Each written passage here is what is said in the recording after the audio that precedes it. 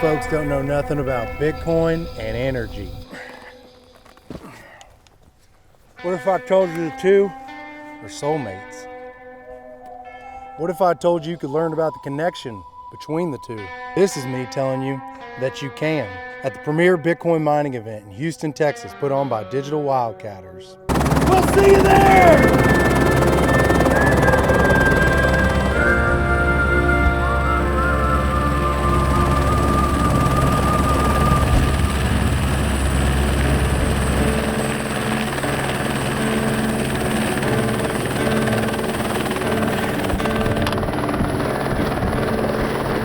What's up, Funkers? We're back. I got AA in the house, American Airlines. Alyssa Arnold. How you doing? I'm good. How are you? I'm doing really well. Thank you for coming over. I know you had a late night last night. Thank you for coming to Houston just for my podcast. I really appreciate it. It's not NABE week or anything like that. No, you literally flew to Houston for a 45-minute podcast just with me. Right. So yes, I'm honored to be in the same room. Thank you. And I think this is actually the first time we've met in person. It is. After, gosh, it's almost a year of us like talking on the phone and passing work back and forth and getting to know one another. So it's good to meet in person for the first time. Definitely. So we were initially introduced from Jordan Oye. Yes. Right. Who's somebody that certainly I trust and I really like, and was introduced to me through a friend. So how do you know Jordan? What's your background with him? So I had started a consulting firm and was working and looking at unique ways to pick up new clients. And I got reached out by Rig Up. They were trying to start a project management component, and he had a couple work projects and stuff like that. So he passed some stuff to me. And then as he, graduated onto his next role, just kind of became friends, realized we're both entrepreneurial spirits and just kind of became friends. I think he's even invested in one of the deals that I've done. Oh, really? Yeah. So yeah, I love Jordan. And I feel like there's just some spirits in this world that you're just drawn to, and he's one of them. Totally. And he doesn't like frivolously create introductions. So when he's like, I was telling him about what I was doing with Funk Futures and building various businesses and branching into the startup tech world, he's like, you need to meet Alyssa. And I really enjoyed meeting you and still enjoy getting to know you. In part, we've both got 3 kids, right? You're invested in a lot of different things. I'm invested in a bunch of different things, more so with time than money, but still some money component. And we're both like keenly aware of the oil and gas tech, the energy tech startup scene, what companies are up to, and kind of take notes back and forth. So like, give us a little bit of your background, who you are. Where'd you grow up? Where'd you go to school? What was your career before you went full-blown entrepreneurial? So went to A&M, graduated in December of 11, and came out of school. I was a civil engineer. I was expecting to do land development and save the world. I did research papers and, low impact development and water resources components. And then I got an offer from oil and gas, and it was twice the amount of civil engineering. So made a hard left turn and started at Oxy in the facility engineering role. At that point, I had no idea what facility engineering meant. I didn't know what a workover rig was. I knew really nothing.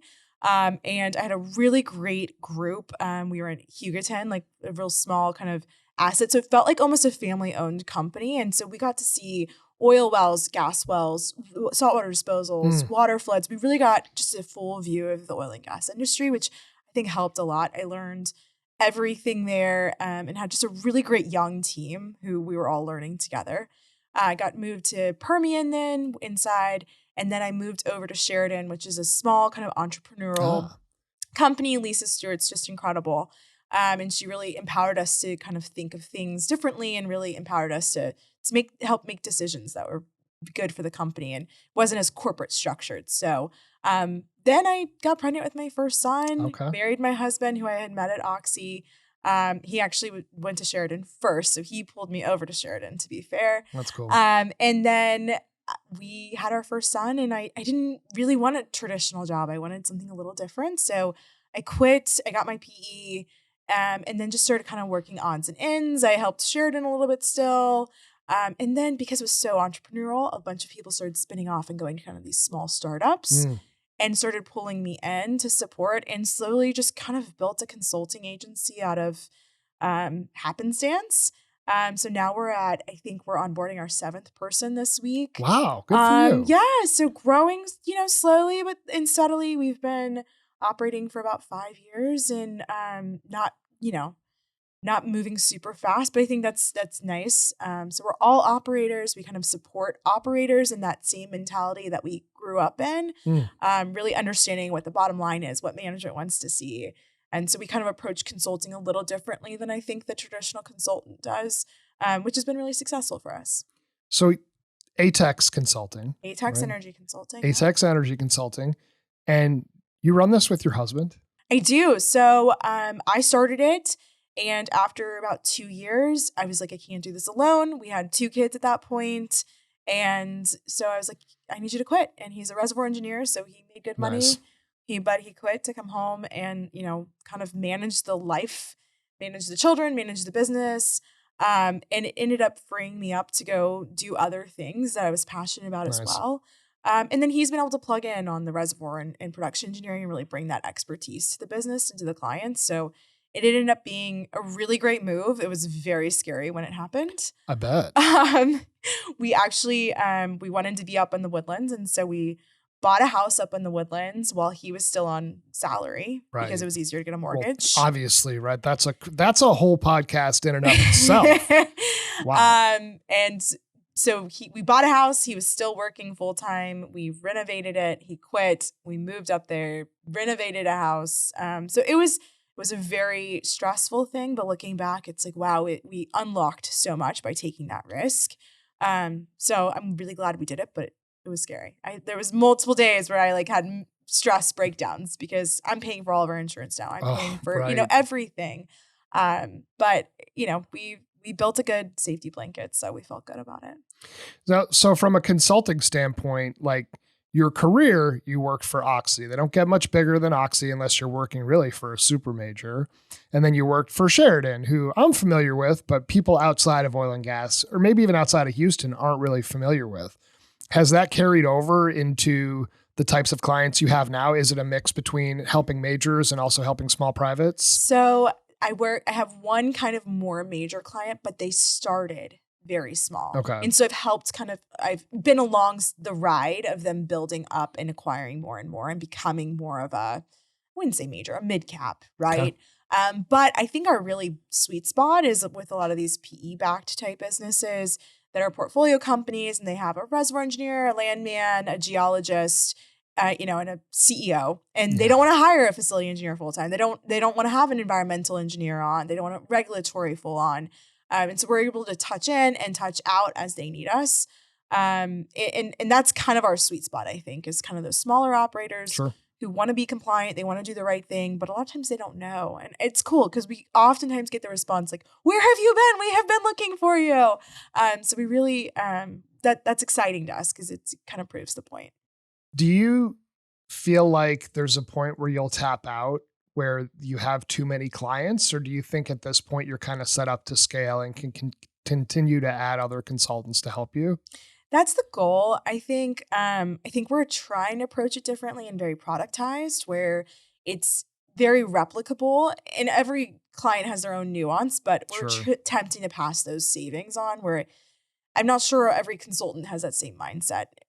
And I've never been a consultant, so I can't even say on the back end of their businesses, but when I worked at Oxy, working with consultants, it was very costly. So we're really trying to decrease that. So it's somewhere in between there, right? Because right now it's, either the construction guy's just building it based off what he's seen before without any engineering put behind it, or it's this really big, burdensome, kind of overwhelming engineering package. So we're trying to find that middle ground, give enough that it's engineered and safe, but it doesn't have to be so engineered that people don't even think it's approachable. Yeah. I mean, it's a timely topic, at least for me. So if I think back to a year ago when I was down here for NAPE, I really wanted to build a big consulting firm. And what I started to learn as I got deeper into it last year was that the people that wanted to do business with us were doing business because they wanted to work with me. And I don't say this with any hint of ego, but I do have the 15 years of experience. I have the Rolodex of C-level contacts. And oftentimes, not all the time, when I pick up the phone or I text or I email, people do respond. And as I started to add more and more consultants, I started to realize not all of these people have the same network. They might not have the same work ethic. And certainly they're not going to care the same way because it's my company, right? It's my name on the wall, and this is my dream and my passion and what I've kind of worked my whole career toward building. So I started to take a different approach and actually scaled back and realized, okay, if what these people are really expecting is to work with me, then I'm going to work in a way where they can actually get value from me and what I'm hoping to do, and not sort of roll the dice and hope that if I pay other people to do the work, that they can get it done. So I admire that you've been able to do that, because I think it's a big challenge, and it's a blow, I think, to some people's egos too. And it's like, you know what, maybe I haven't set something up to scale, but that's okay. Right. So really cool that you've been able to do that. And it's why it's taken 5 years to get 7 people. Yeah. I mean, I got really lucky. My first hire, even before Jason, my husband, came home to work with us, was a guy who had been let go from one of the BHP, fallouts in sales. And he didn't want to leave Arkansas. And I was able to offer him something remote. So it was really seeing, finding what people want and need out of the job and kind of working around that. And he brought a level of expertise I didn't have, right? So like that to me was a really smart hire. And now the hires we're making are more tech or junior level engineers that can either work under us and we can push work down to them and then push savings to clients. Like that's really important to me. You shouldn't be paying for my time to do what a tech is fully capable of doing. Right. So, and then it gives me more time to then be able to have those touch points with the clients that are more important. So, I think it's finding that balance, but it's moving slowly. For me, I didn't want to build a consulting firm that was 20 people in a year because I just didn't feel like I could keep the quality that was coming out and really keep the ethos of the business. And it honestly, I think it's more profitable, smaller, and I can still keep all the touch points and we can do really high quality work, really intelligently. Yeah. I mean, it's fascinating because my whole background has been in sales. And in sales, you're told to really just care about the top line, right? You just want to create revenue. And then the other problems just become other people's problems. You can figure out profitability. You can figure out hiring and delivering all the stuff that I sold. So early on, I did what I did best, which was sell. And then I'm like, oh shit, I have to deliver this stuff now too. The project management piece of it. I'm like, oh man, right? So now there needs to be like monthly reporting and invoicing and accountability and weekly meetings or biweekly touch points or face-to-face or client visits. And I'm like, okay, like this, I just bit off a little bit more than I can chew. And I think that that's something that if I could go back and tell myself a couple of years ago, it's like, don't be so excited. Take it just a little bit slower. But fortunately, I was able to bring in Dan Locke and help, he's more of like a retention specialist. So he created more processes and routines from his days building SaaS companies that were really helpful for me. Because there was just no way and even do some fractional CFO work because, as a founder, like you're the CAO, the CFO, the VP of sales, right? The IT lead. I just banged my head against the wall trying to reconcile my QuickBooks. So I totally get it. I totally get it. It's painful. Like the January is just hard. It's always hard as a business owner. Especially now it's like 3 businesses and it's like, oh, I have to do this 3 times over. Great. Right. But yeah, no, I understand. I think you came at it from a different direction than I did, right? I didn't know sales. I didn't know consulting. And so for me, it was really learning how to dislocate myself from projects. That was really hard for me because I'm so used to owning them all the way through. So there was a lot of learnings there. And because none of us came from consultants, we didn't really know kind of how to package these things up and what hourly rates were supposed to be and, all that kind of, so there was a lot of learnings on that end from me. I don't know the sales piece. So that's the part that's like really hard for me and a step out. And we haven't mentioned, but I have 3 children, it's 6, 4, and 2. So I don't have time to do networking events and stuff like that. So you have the solution to my problem and I have the solution to yours. Yes. Yeah, definitely. But yeah. So in addition to ATEX, you also have invested in a number of different companies, including Digital Wildcatters. Yeah. Right. So really cool. And I think I even set you up with Colin to have that initial conversation. You were the connector. Which is what I do. And I love that it worked out because I have such a passion for what these guys are doing, being community builders. And I sort of look at it in the same way that Colin does. And I want you to chime in on this. But I think Colin and Jake look at it as if you build something really cool, right, then you can eventually monetize that when it comes time. And they didn't do a lot of that early on, but now they've got like really large scale events. I think they've kind of teased the idea of possibly building out technology. They're bringing back the energy tech nights. What attracted you specifically to like Digital Wildcatters? And then we'll talk about some of your other companies, but in the relative infancy of Digital Wildcatters, like what drew you toward wanting to be a part of this community from an investment standpoint? So I might come at this a little backwards, but I've spent the last 2 years looking at investment deals and really understanding the buckets and what's important and what a truly scalable company looks like and things like that. So I came at it from probably a little bit more of a not so emotional standpoint of why I love it. I loved the content, of course, and I love the applicability to the oil and gas industry, and I know that it's ripe for disruption. So I do have those kind of components, but I love media businesses. So that was the first lens I looked at it through. And media businesses are really interesting. If you look at them, a media business can be anything from a marketplace to a website that you go to for information, to a newsletter, to a community, to events. It can be all of those things and any of those things. And that's what gets me really excited with Digital Wildcatters is I think they have the capability of really building audience, being this trustworthy place and leaning into all of these different monetization strategies.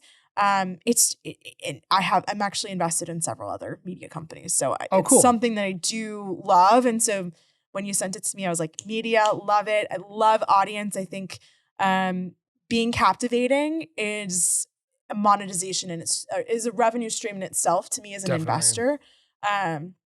So that's what I was really drawn to initially. So tell me a little bit more about, is Atex the investment arm or do you have a separate company that does the investing? So I'll go back. So Atex Energy Consulting is the consulting. Atex Energy is an investment arm that invests in oil and gas holdings. Okay. So we do own some wells and things like that. Working interest. Yeah, like wells. You're a working interest partner on these wells. I was like, if you're drilling wells, no, we're not drilling wells. We're not drilling wells. No, not that crazy. My father did, but not us. Oh, cool. And then Pearl Influential Capital is this SPV generator and investment arm. I do a lot of investments personally too.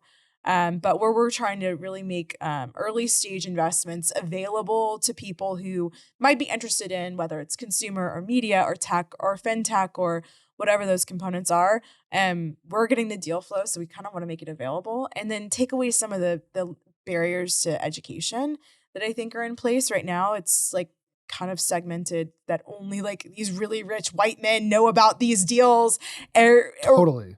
And so we're trying to break that a little bit and make it available. It was really hard to get involved in these. When I first got involved in this investment, I wanted to do consumer. I wanted to do something I could touch and feel. As we were making money in oil and gas, I wanted to diversify to this, like what I was interested in as a woman and things like that. But it was so damn hard to find the deal flow. So once we were able to turn that on and really get going, it was like, shit, there's other people out there like me. So let's make it available to them. So that's kind of been the ethos of Pearl. And you've really kind of leaned in, at least what I see, into helping other female entrepreneurs. Right? Is that part of the ethos and the mission of Pearl as well, or has that just sort of evolved naturally? Yeah, it is. I really love female consumer products because that's me personally, and I think the best founders and creators of that are going to be females who really understand the pain 100%. points. And then we really started learning about how little funding they get and kind of the challenges and barriers. And I think both sides of the spectrum really struggle because there was even a social post I saw that was like, do you want a family or a family office? And I'm like, why does it have to be one or the other? Why would we teach our girls that? It can be all of the above, but you have to set yourself up for success and you have to have realistic expectations. So I think it's more I've become more and more interested and engaged in that female space as I've seen the void spaces and realized that a lot of what's being put out there is incorrect or construed and misconstrued. Yeah. I mean, I personally like following a lot of the sort of celebrity female entrepreneur types because I think that they just come at it from a different viewpoint, right? Men traditionally have a place that they're supposed to go out and be the businessman, right? They're supposed to be the leader. So it's almost like it's turning the whole game upside down when you say, okay, well, here's a woman that's kicking ass, but she's also a mom, right? She's also a wife. And like, I see my wife is capable of so much more than me. I'm a pretty capable individual, right? But she's just like, she gets up in the morning. She doesn't need as much sleep. She makes breakfast. She kicks ass at work. She drops the kids off. She picks them up. And it's like, there's just something innate with, I think, a lot of women that men aren't able to balance as much, which make, I think, a great entrepreneur because you're constantly getting shit thrown at you. Yeah. And I also think it's like diverse thought, right, is so important in a boardroom or any kind of corporation. And so, when we're looking at companies, when I'm looking to invest in companies that are 15, 20 people, if it has all females, that's not necessarily a positive to me, right? Because I think there's a balancing of diverse thought. And to go back a moment to, what you're talking about with your wife, I think it's really building a partnership and being really clear on what your goals are as a family, right? So like my husband's done an amazing job stepping in as kind of the primary parent role so that I can be free to do those Very things. Cool. There's not a lot of marriages that can have that conversation. And I'm very passionate about every successful female entrepreneur that has children has a very supportive husband. Not every, but most have very supportive husbands because it's such a grind and it's really hard. And sometimes you're not as available as you want to be, but having a partner that kind of fills in those voids for you is so important. And so I think it's a team effort. I think, again, it's that diversity of support and thought that it's so important. Single moms out there that are entrepreneurs, incredible. I don't know how you do it, like mind blown. But I do think building like a really positive partnership, if you have the capabilities, is one of the keys to success there. Yeah, and that's a team game for sure, right? It takes two to tango, no matter what. You threw a post on LinkedIn over the weekend, and it just really called out to me. You were heading to Vegas, I think, to visit with some of your companies that you invest in, right? And we're like, man, here I am about to get on an airplane on a Sunday, and I'm really going to miss my kids, right? So you wanted to get some focused one-on-one time with each of your three kids because they all require that, especially at 2, 4, and 6. Yeah. I mean, at all ages, but especially when they're that little. It's hard for them to understand what mommy's going to do. Yeah. Totally. Yeah. And you're going out there and that's what you need to do for business and you're choosing to do it, but it doesn't mean that it doesn't tug on your heartstrings. And it brought me back to 2016 when my girls were 6 and 4. So not too dissimilar to the ages of your two oldest. And I remember it was like every Monday I was flying to Midland. And like, I legitimately was sitting in my car and like, I just wanted to cry. Like I may have actually cried, but I was just like, I hate this. Like, I hate that I'm leaving every Monday night and flying to a hotel just to pitch people. And you get into this routine where it feels normal, but it just felt like I was starting to dread it on Saturday or Sunday. And then that meant that I wasn't as present during the weekend. And then I wake up Monday and I'm bummed that I'm leaving. And it was like, why am I doing this? And everything seems so challenging. And eventually that phase sort of passed.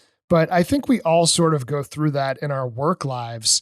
And I thought it was a good reminder and very authentic and real of you to put that out, because that's sort of the unseen part of grinding in business. You see all the hustle porn, but then what you don't see is when you're trying to balance a marriage and raising kids and a family and a social life with business, like something's always going to be sacrificed. It is. I will tell people like all that I do and all the balls I juggle. And they're like, how do you do it? I'm like, I don't have friends. That's how I do it. I mean, really, I don't. Like I have a husband and I have children and I have work. That's what I do in my life. And so it really is about that. But I always go back to, you know, what I struggle with the most is like, why am I doing all this? I'm doing this for my kids and then I'm leaving my kids. And so that's where like that cycle occurs, and it's painful. And I don't think they even notice it really nearly as much as I do. And I'm not gone very much. I thank God don't have to do what you did. I used to, you know, at Oxy, we'd go out every 2 weeks and I didn't have kids at that point, but that was still really hard for me just to be out of my normal process and away from my husband at the time. So I can't even imagine going every single week and leaving your kids, not just being part of your process, but it's a challenge. It takes a lot of, you know, the night before I'm like, oh, maybe I shouldn't do this. Maybe I have too much work. Like I go through this whole like reasoning of why I shouldn't go and things like that. So it's very interesting on how much we don't want to travel.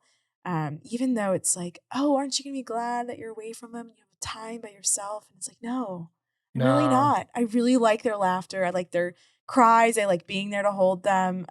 We work from home. We've always worked from home. We have a nanny now that comes 5 days a week, but if they have a boo-boo, mom's there or dad's there. If one of us is on a call, like those things are so amazing to me. And that's the reason why I really started ATEX in the first place, was to be able to be there for those things.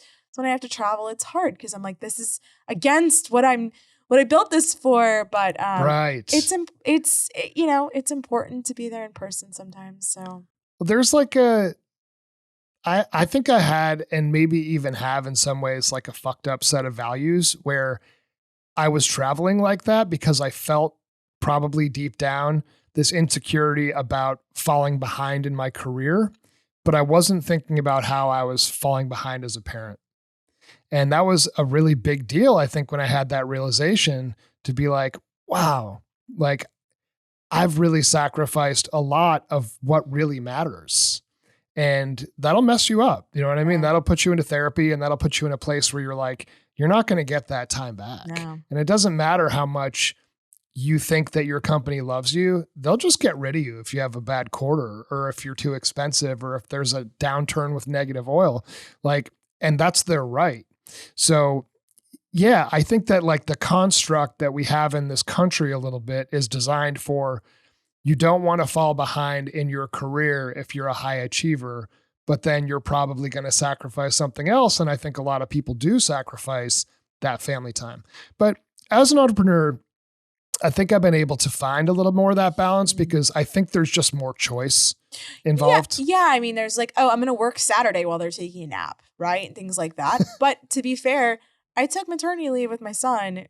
I did not take maternity leave with either of my daughters. Yeah. So, you know, my husband tells the story all the time that I literally took a conference call on the hospital bed while I was in delivery. Did you with my really? daughter. Yeah, because it was really important and I didn't want them to screw it up. So I had to be there.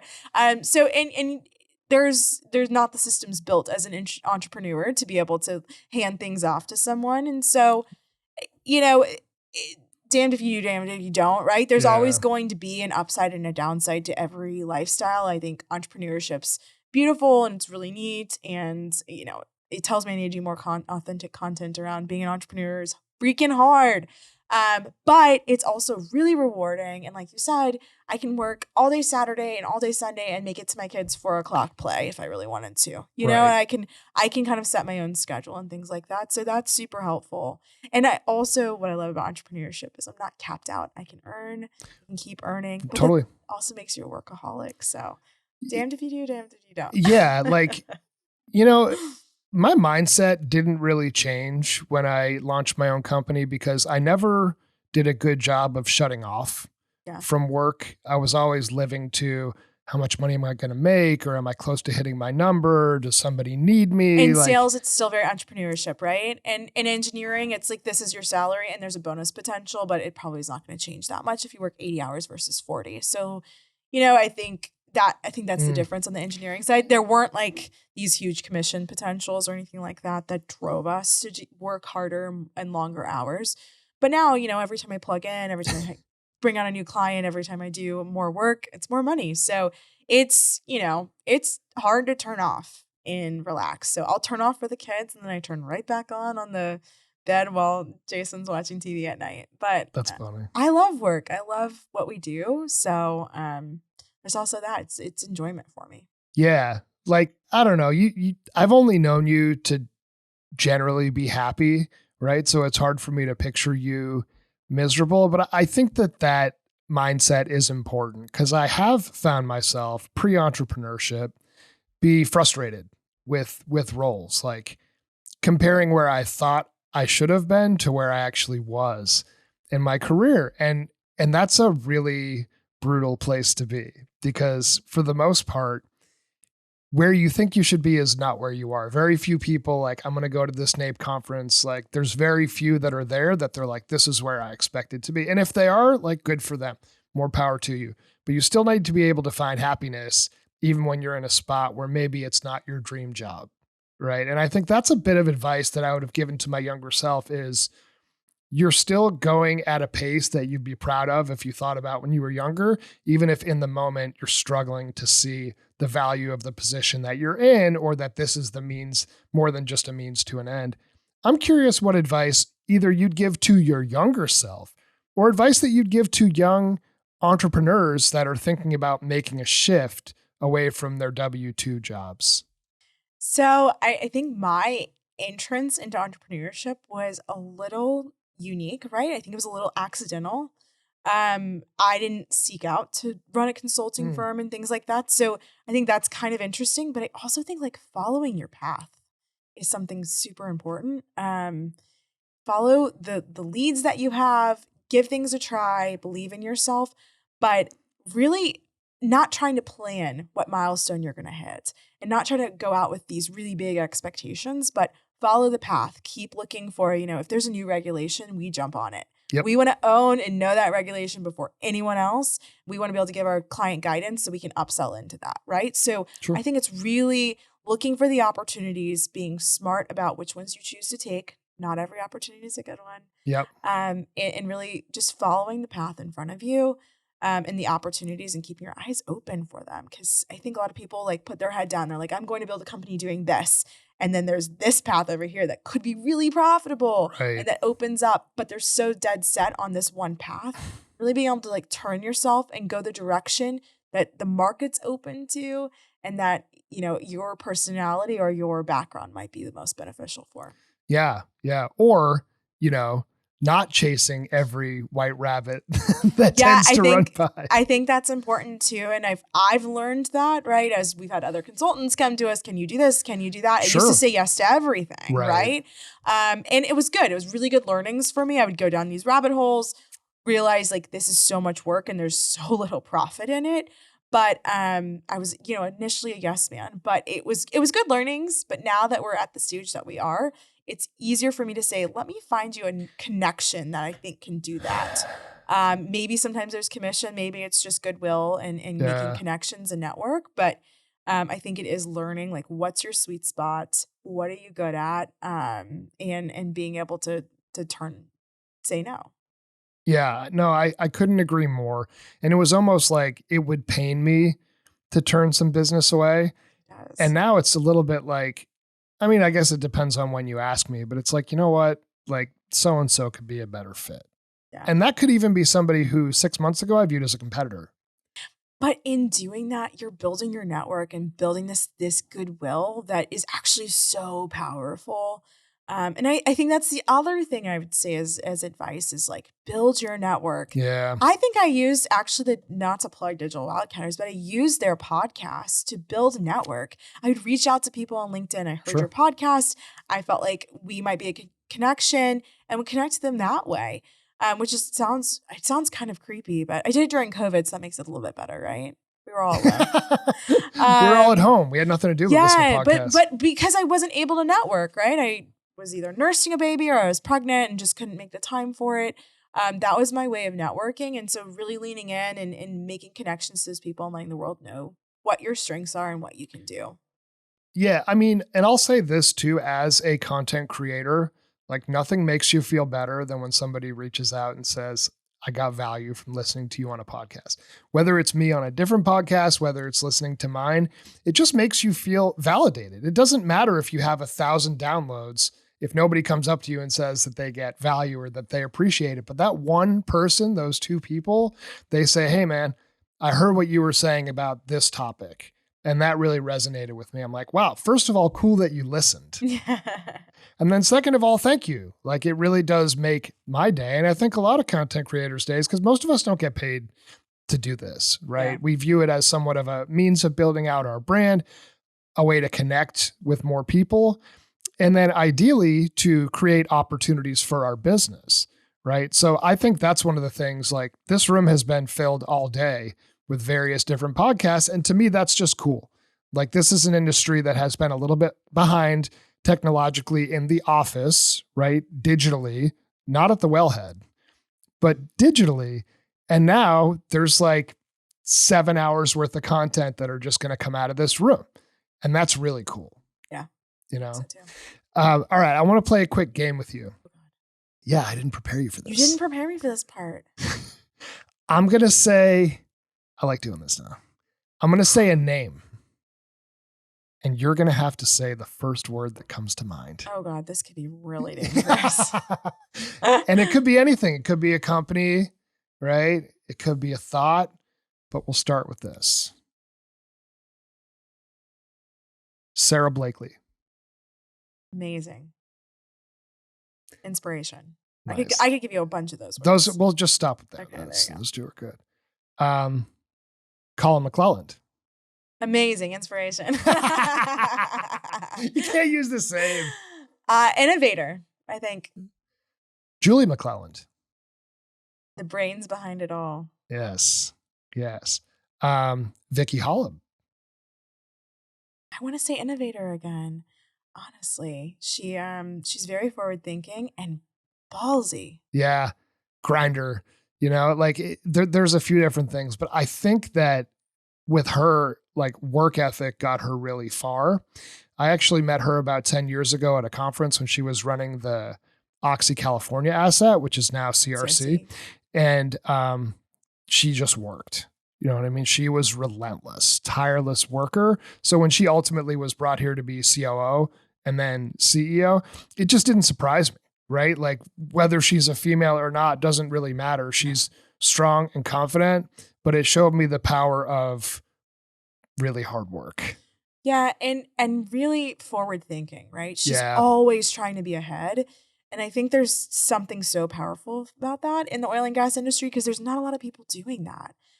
I think a lot of people are just trying to replicate the successes that they've had and don't really want to find new successes or new avenues or new lines of business or revenue streams. And there's something really refreshing about that.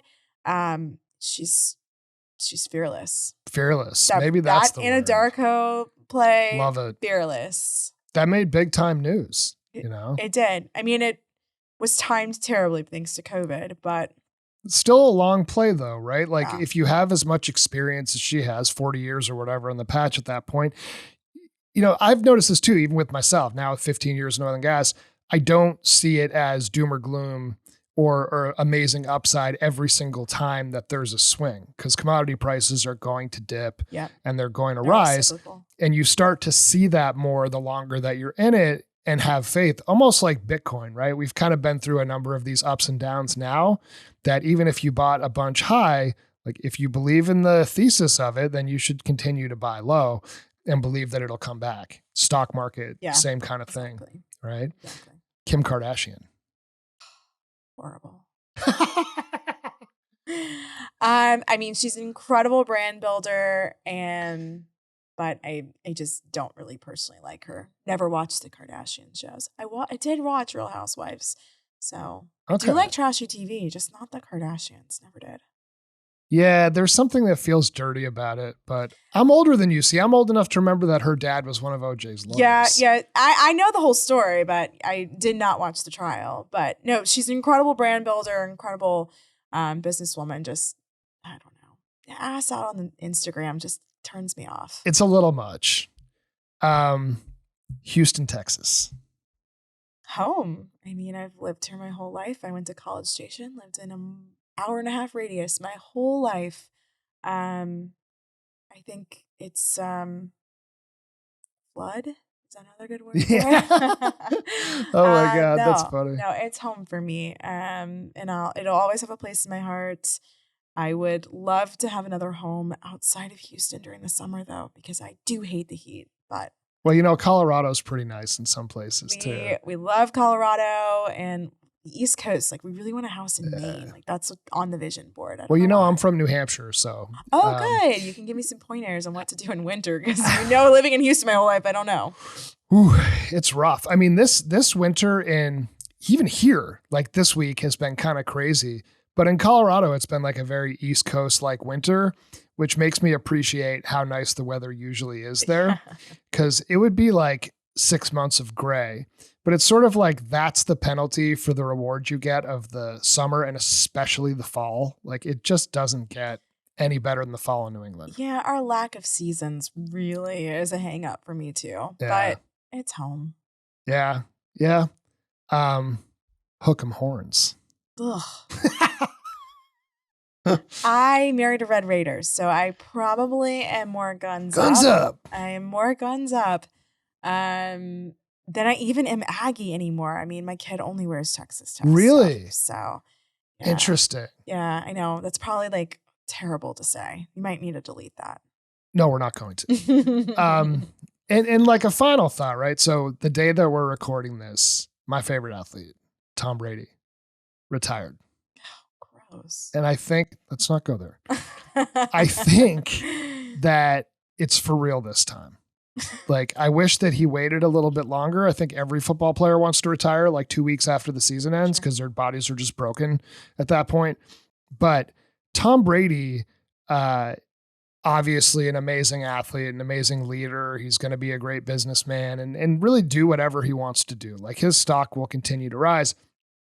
But what's interesting with my kids, right? So my daughters, even though I've lived now in Colorado longer than I've lived anywhere. I lived in New Hampshire for the first 18 years. I lived in Boston for 5 years. And now I've lived in Colorado for 20 years. Wow. But I still root for all the New England sports teams. Like it's very much ingrained from like my childhood and there's just no way that any of that's going to change. Because of the Patriots and Tom Brady, and all the success that the Boston sports teams have had in their lifetime, like my daughters are for sure New England sports fans, despite never having lived there. I think that's the success too. It is. But now my 5-year-old son, like he's already wearing like Bronco stuff. And I can see how this happens, right? So it was sort of like all of that success bred me to be like, no, you're going to root this way. And they're always like, we know who Tom Brady is. They follow him on social media. And my son, because of his age, doesn't have that tie as much, right? The success has started to wane a little bit. And I would imagine that like, and he's totally free to do this, that he's going to root for Colorado teams. It's interesting. Yeah. It's almost like language, right? Where you keep the accent, but then as you get further away from it, you might stray from it. And then your children have no resemblance of your accent. So I do think it's based on the nostalgia of it all. Do you take them to games? Yeah. I mean, we've been to Fenway Park, right? But most of the games and things they've gone to are in Colorado. Yeah. Right. So like I took my daughter Sydney to the Celtics Nuggets game and I'm like, you need to wear a Celtics jersey. And she's like, okay with it. But my older daughter likes to like be more of a hater of what I'm in. So if I brought her, she'd be like, no, I'm going to wear a Nuggets jersey. Well, I think it's also like that hometown feeling of like rooting with other people, right? For the home team, right? Team and like feeling like it's your team. And I mean, it's a whole feeling. No, it's a vibe. It's a vibe. Total vibe. Well, this was super fun. I do have one last question for you. So you're invested in what, like 15, 20 companies? Is it something like that? 25. 25. Yeah. So, and like with your kids, right? You don't pick favorites. So of these 25 companies, like how do you find a way to love all of them equally? Or candidly, like as an investor, do you not? I don't. Yeah. No, I totally don't. So some of them I'm invested in through syndicates. And so those are, one step removed. Sure. And then some of them, I see that they can use some of my consulting and development and M&A and kind of all the skills that I've honed on the consulting side. I can see that they can utilize it and I can be a piece of it. And so a lot of those, I'm either advisors on or chief strategy officers on. So that's kind of a need base. And then there's driven equity out of time, like you discussed. But I also usually do financial investments. And then some are a little bit further along and feel less risky to me, or I know we're talking to acquisition potentials and my money might not have to be in as long. So every one of them is just so different on different spectrums. And so it really depends on where we are financially at that moment too, on how much I feel like I can give, and what makes sense for our family at that point in time. So every relationship with every founder is extremely different. So it is like my children.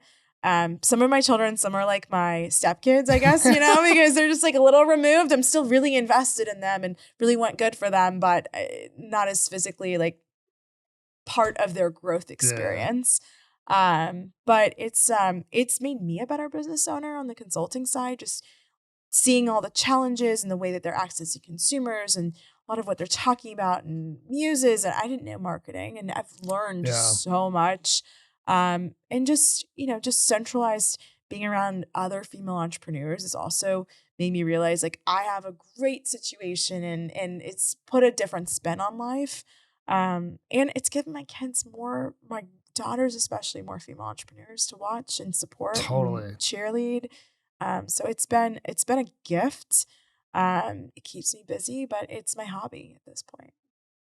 Well, good for you. Where can people find you? Oh gosh, LinkedIn is probably the best place. I'm sure you'll tag me somehow there. Oh, you're definitely going to be tagged there. Alyssa Arnold, Atex Energy Consulting. Is it Empresista? What's the Entreprenista? That is the other media company, but Pearl Influential is the investing company. You can find me, and I post all the time, so then you can click my links and find all my stuff. Well, thanks for coming on. Thank you for coming into the office today to meet with me. I'm going to go do the NAPE networking thing and start meeting people right and left and shaking a million hands. But thank you for making the time to come down here today. I appreciate it. Thank you.